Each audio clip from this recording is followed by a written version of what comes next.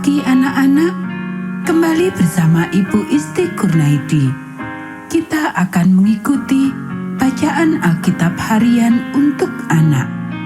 Hari ini, tanggal 20 Oktober, bacaan Alkitab kita, Yohanes pasal 2. Mari kita awali dengan doa.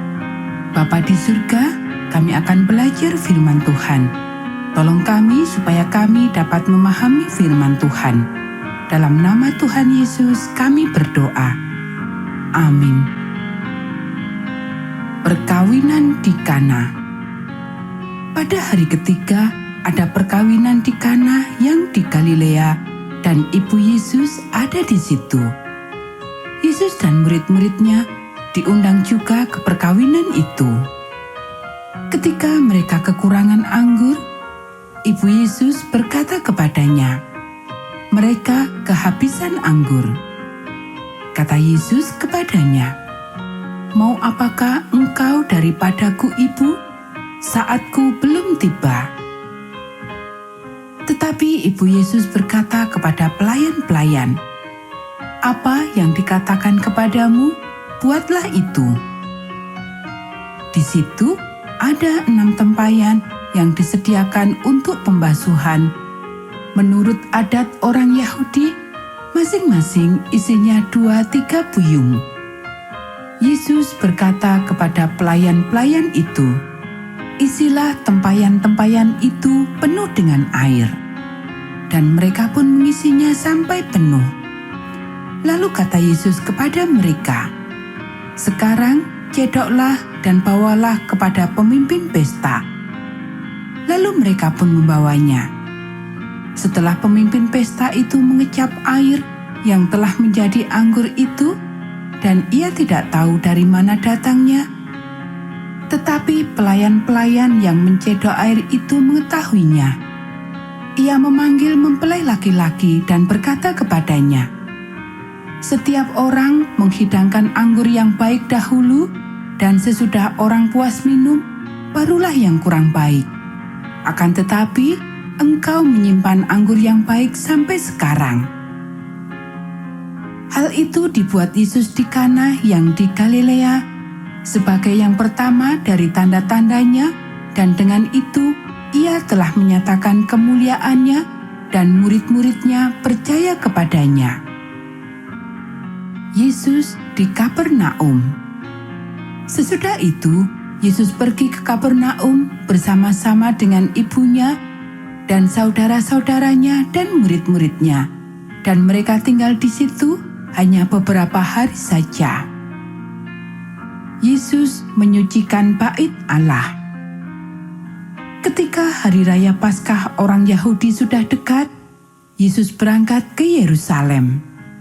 Dalam bait suci didapatinya pedagang-pedagang lembu, kambing domba, dan merpati, dan penukar-penukar uang duduk di situ.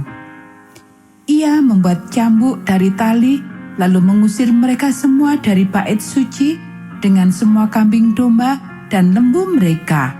Uang-uang penukar dihamburkannya ke tanah, dan meja-meja mereka dibalikkannya. Kepada pedagang-pedagang merpati ia berkata, "Ambil semuanya ini dari sini.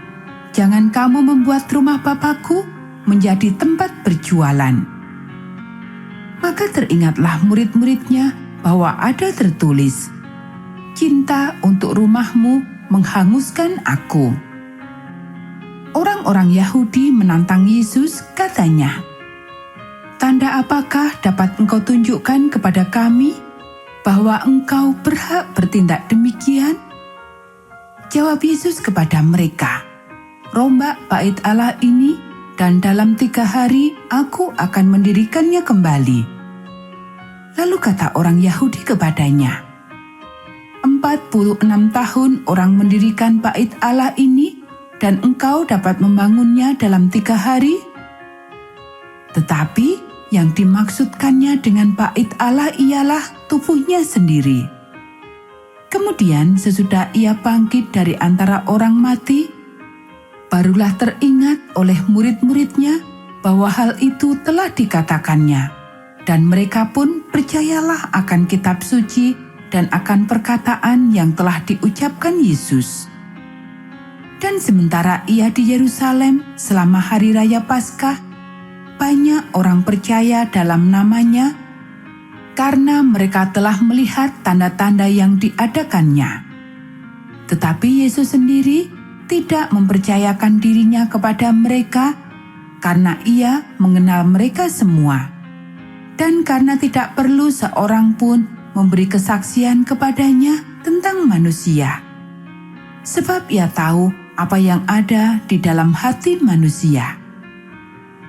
Anak-anak, demikianlah bacaan firman Tuhan hari ini. Mari kita akhiri dengan doa. Bapa di surga, terima kasih kami sudah belajar firman Tuhan. Tolong kami supaya kami dapat melakukannya. Kiranya Tuhan memberkati kami hari ini saat kami belajar, bermain, dan membantu orang tua.